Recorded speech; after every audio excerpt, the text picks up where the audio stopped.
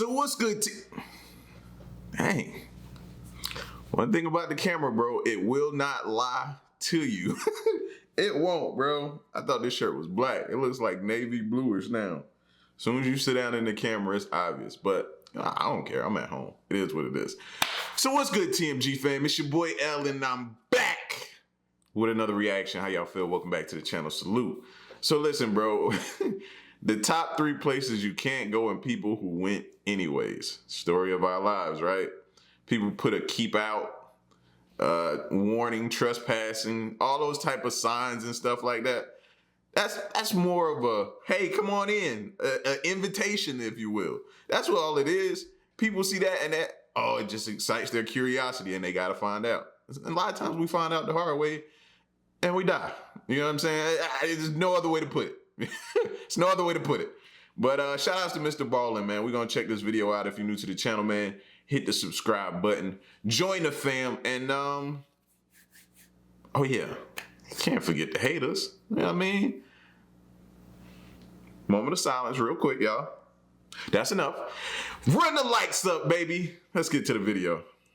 Can't go, and people who went there anyways. But before we get into today's stories, if you're a fan of the strange, dark, and mysterious delivered in story format, then you come to the right place because that's all we do.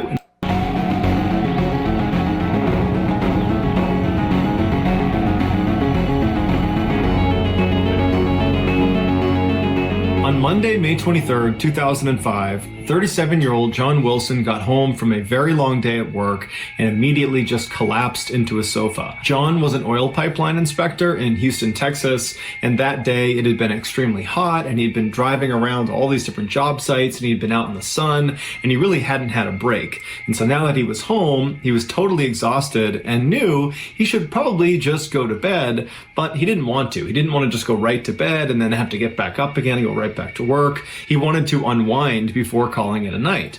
And so he decided what he would do to unwind would be to go fishing, something he really loved to do. Normally, John did a lot of freshwater fishing, but tonight he decided he would do some saltwater fishing. And so at about 7:30 p.m. that night, he grabbed his fishing rod and his tackle box, he threw it in the back of his pickup truck, and then he hit the road. About an hour and a half later, he had driven all the way south to the very coast of Texas to a beach called Crystal Beach, which is right on the Gulf of Mexico. And instead of parking in one of the parking spaces in the lot, John, like he always did, just drove right through the gate out onto the actual beach. This beach actually had a reputation for having really hard-packed sand, almost like cement, because so many people like John would drive their vehicles out onto the beach. And so he goes through the gate and he drives straight out towards the water. And although it wasn't completely low tide yet, it was making its way towards low tide, and so there was a lot of beach exposed. And so John drove for quite a while and then he parked still in the tidal zone but well away from the water. John probably figured that he would not be there long enough for it to matter because high tide was not for several hours. And so John hops out of his truck, he preps his fishing rod, and he walks out into the actual surf and he begins to fish. And it would have been very, very peaceful as there was not really anyone else down there as it was pretty much the middle of the night. There might have been a couple other fishermen nearby, but that was about it. And for a while, John probably just enjoyed the peace and quiet. He enjoyed fishing. And then after a while, John got overwhelmingly tired. Maybe it was from all the work earlier in the day out in the sun that was just finally catching up to him, or maybe it was all the moving around in the surf, getting knocked around by the water that was making him tired, or maybe it was both. But either way, John decided he wanted to take a nap before he headed home again. And so he left the surf zone, he dropped his fishing rod in the back of his truck, and then he crawled underneath his truck to take a nap. The following morning, a man who was out for a walk near Crystal Beach looked out into the water and he saw a truck was half submerged in the surf zone. And so he called the police, and then the police called a tow truck, and then the tow truck... Wait. There's several things I don't like about this story, bro. Why? Number one, y'all are very, very, like, risky. I guess that's the word to use. Risky. To be out here fishing in the middle of the night like this, man. You know what I mean? Just by yourself fishing in the middle of the night. But he compounded this situation, bro, and made it worse. Why would you go crawl up? Number one, you didn't park in a regular parking space. You drove out to the beach, bro. And then you crawl up under your truck to go to sleep? I did hear that correctly, right?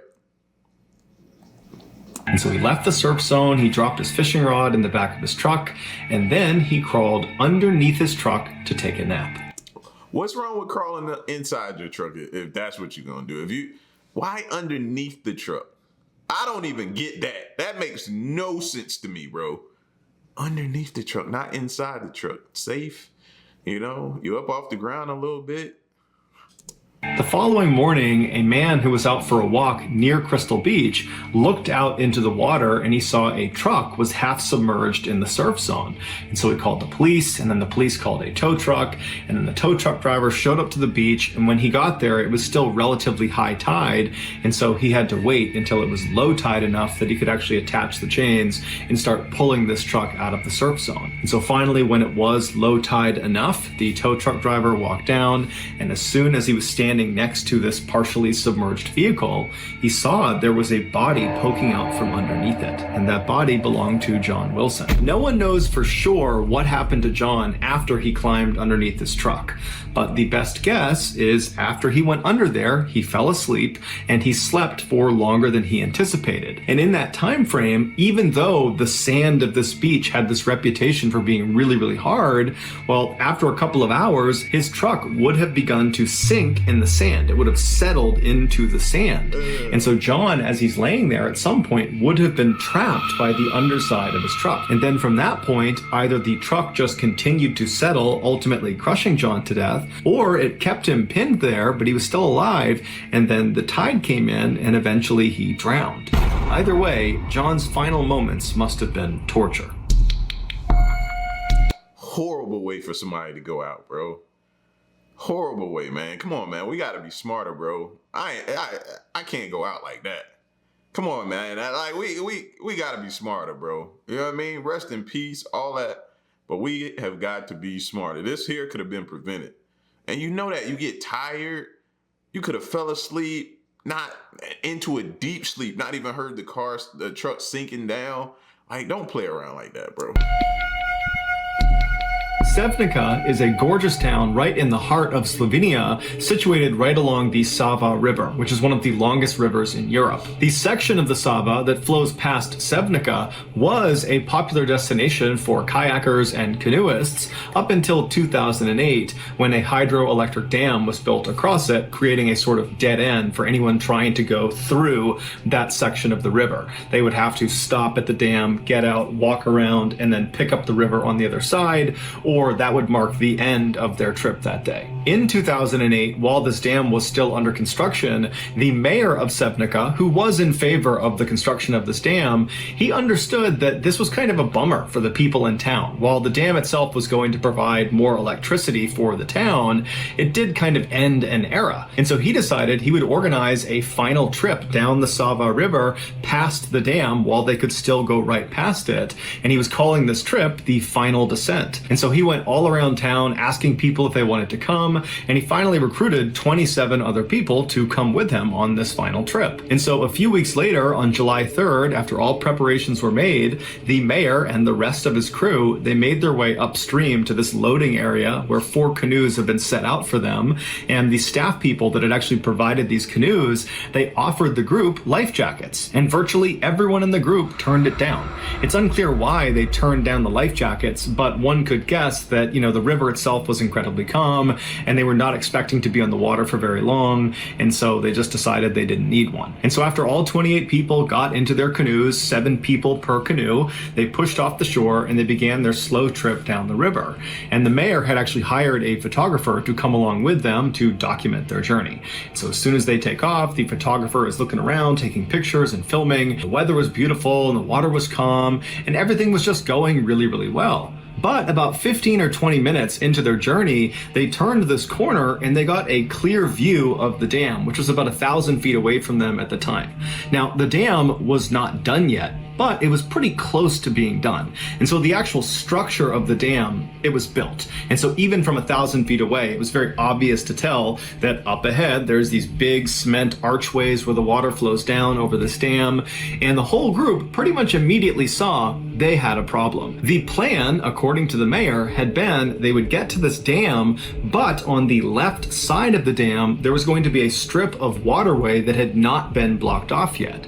Because when this dam was complete, it would completely obstruct the river side to side. But because it wasn't actually done yet, the construction crew had told the mayor that, yep, the left side, there's going to be an area where you can basically just casually go right past. You won't go down the dam. It's totally safe. But here this group is on the water looking at the dam. And even from 1,000 feet away, it was obvious there was no side way to get around the dam. You clearly had to go through the dam, or you had to get out and go around the dam. Now, the river was moving very, very slowly. There wasn't a strong current. And so there wasn't some urgent decision that needed to be made about what they were going to do. The group intuitively knew that the right choice here is to, go to the side, get out of your canoes, and either go around or just end the trip right there. But the mayor and a few of the other people in the other canoes got the idea that, hey, why don't we just go over the dam? I know we're not supposed. Ego. Hell, bro. Ego has killed so many people. You know good and well you should have got out of that water. And now you're going to lead a few people to their death. Come on, man. Poke your chest in. Stop trying to poke your chest out. Feel like you got this, or man, this nature is unpredictable, bro. We all see it coming right now. Well, of course, this is a video. Of course but the way it's just being painted out, you could sense it. If you were there, you could sense like, let me just get out. I ain't gonna play around with this. And the construction crew explicitly said, don't go over the dam, it's extremely dangerous. But from the looks of it, it doesn't look that bad. And truthfully, it did not look too bad. This was not some enormous dam with some huge drop off. It was actually a pretty small dam where the water kind of went down this fairly small embankment that was maybe 10 or 15 feet long. And at the bottom of this embankment was some semi-rough water. But overall, it just looked like it might be kind of fun to go down this dam. Like you'd be going down a slide with your canoe. And so the mayor was really keen on doing this. He made it seem like it was going to be fun, it was going to be an adventure. And so before long, 3 of the 4 canoes were fully on board with the idea of just going over the dam. The 4th canoe that was not prepared to go over the dam had the photographer in it.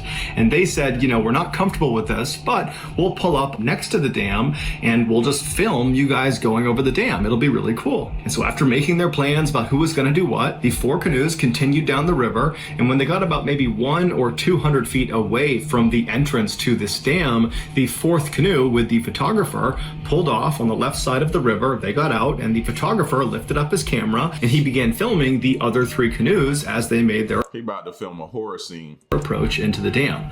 Now, the video from this photographer that was released to the public, it shows the first of these 3 canoes actually going into the dam.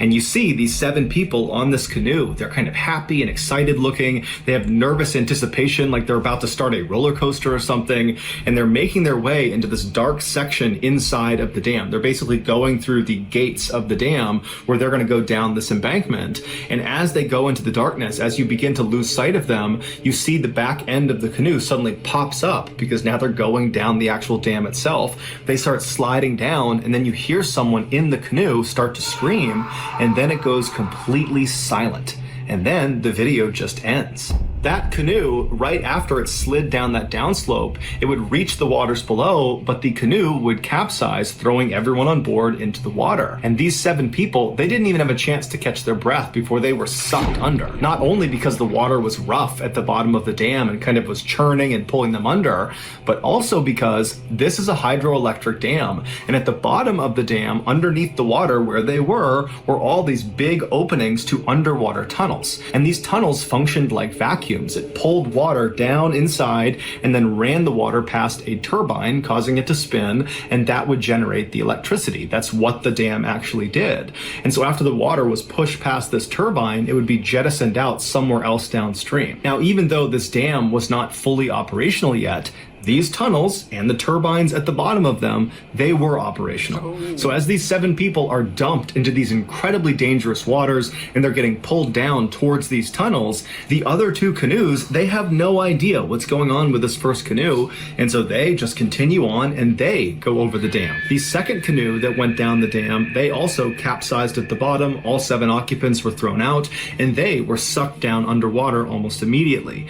The third canoe that went over the dam, they did not capsize, and so after they cleared the dam and kind of paddled away, they began looking around for the other 2 canoes that should have already been down there, and there was nobody out in front of them, and so they turned around thinking maybe they're closer to the dam, and they don't see anyone, but they see one of the canoes is completely flipped over, and the other canoe has been broken apart in the churning waters right at the base of the dam, and they see the wood from this canoe just getting tumbled around. And so this third canoe immediately turns and tries to paddle over to the base of this dam to try to start pulling people out of the water, but when they get over there, there's no one there. The 14 people that had been in these 2 canoes, they're gone. Ultimately, 13 of the 14 people that fell in the water that day would perish, and one of the fatalities was the mayor.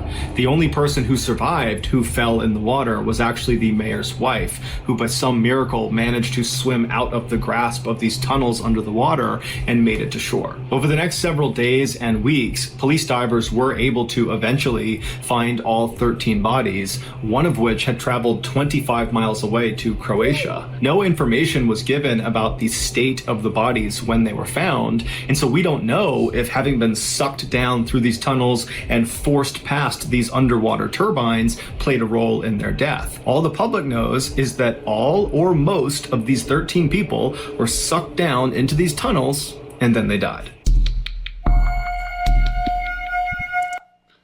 Don't trust your mayor. Bottom line. Jeez, man, that's a horrible way to go. Especially when it could have been prevented. You know what I mean? They told them to stay away from that part. This should have never happened, man. This should have never happened. Full transparency, this next story was pretty difficult to put together because the details of what actually happened to the victim are just really difficult to decipher. And so I think I've been very thorough and I've done a good job describing what happened, but I'm willing to accept it if I'm not right and this is actually inaccurate. And if you think I am, feel free to let me know in the comments. With that said, here we go. In 1974, 18-year-old Debbie Stone landed what she considered to be an amazing summer job. She was hired to work at Disneyland in Anaheim, California. Her specific role was to be a hostess at a brand new attraction called America Sings. Disney had basically converted an old carousel, which is a ride that spins around in a circle. They had converted it into a rotating stage, and they put up partition walls all along this rotating stage to create 6 distinct stages on this rotating stage. And so on each of these 6 stages were different sets of these robotic animals that played different songs about America. And so the way this would work if you were in the audience is you would walk into this theater that looked like a single theater with one stage right in front of you, but really what you were looking at is one of the 6 stages. And so the audience would sit down, they would see one of the acts, they'd see one performance on one of the stages, and then the stage would rotate. And so the audience would remain in the theater until all 6 stages had rotated in front of them and played their 2 to 4 minute long act. Debbie's job at America Sings was at the beginning of these shows where the audience would watch all 6 acts. She would go up before the very first act. She'd go on stage and she would greet the audience. And then the show would start. It would filter through all 6 of the stages. And then Debbie would get back on stage and she would say goodbye to that group of audience members. It was a simple gig and Debbie seemed to like it. And so on July 9th of that year, which was 9 days after this attraction had opened, and so it was 9 days after Debbie had started her job, Debbie was asked to come in for an evening shift. And so she left her house and she made it out to the attraction at about 10 p.m., which was right at the start of a show. And so she went right inside, she hopped on stage, she greeted the audience, and then she left the stage and the show began.